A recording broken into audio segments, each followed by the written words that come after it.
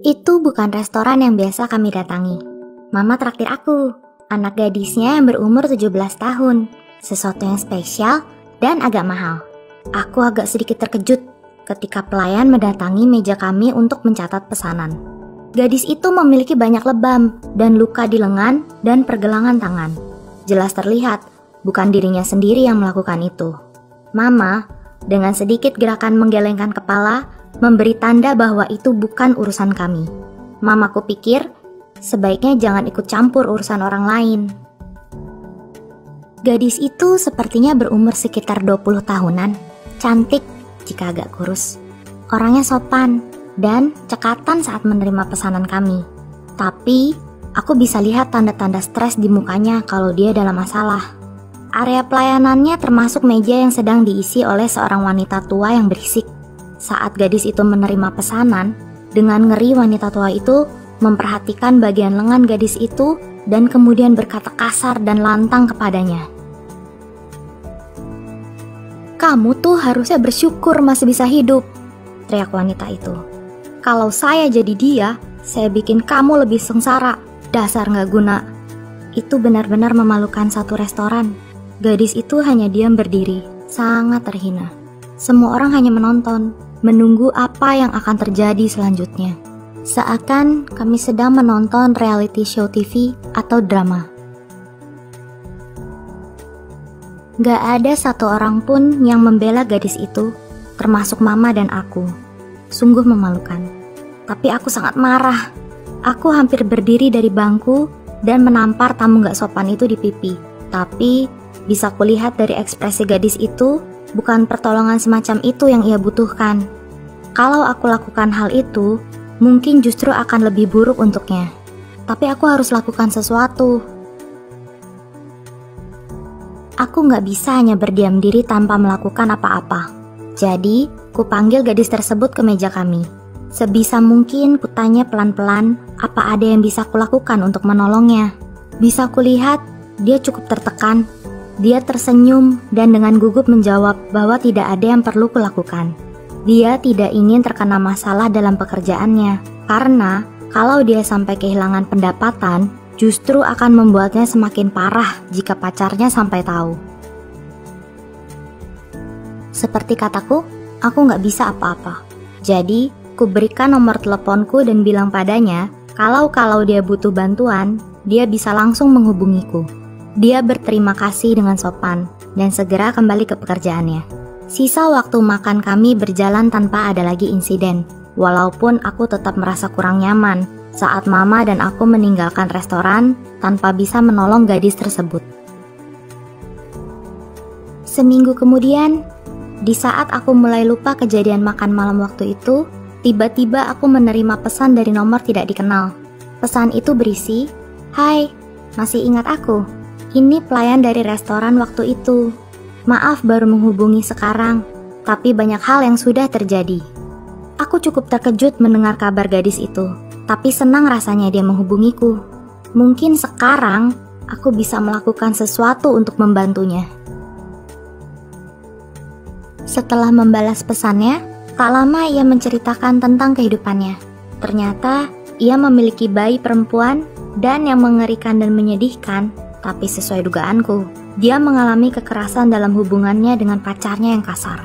Dia terlalu takut untuk kabur dari pacarnya, walaupun lelaki itu memperlakukannya dengan sangat buruk. Ia takut bukan hanya dirinya yang disakiti, tapi juga anaknya kalau dia berani kabur. Gadis itu nggak bisa kembali ke rumahnya. Keluarganya tidak mengakui dia lagi dan nggak mau ikut campur urusan tentang anaknya juga. Dia bahkan nggak punya teman yang bisa bantu dia saat ini. Aku buat dia berjanji untuk selalu kabarin aku kalau dia sedang tertekan. Suatu malam, sekitar seminggu setelah berkirim pesan, dia menelponku.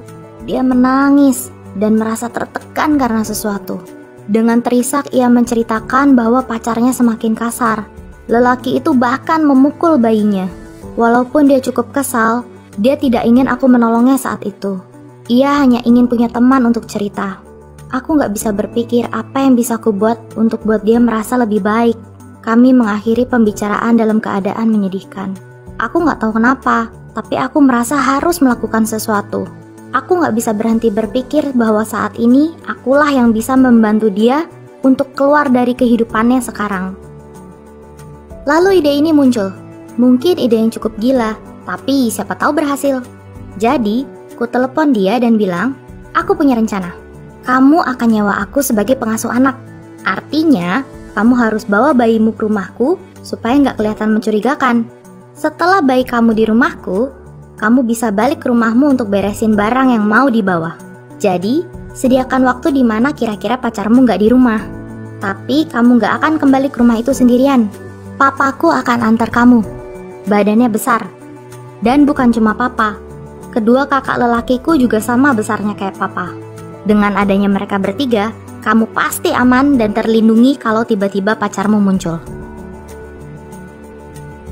Esok harinya, setelah bayinya di rumahku, papa dan kakak-kakakku pergi dengannya kembali ke rumah untuk beres-beres barang. Dan benar aja, pacarnya tiba-tiba muncul, tapi nggak bisa berbuat apa-apa karena ada papa dan kakak-kakakku di sana.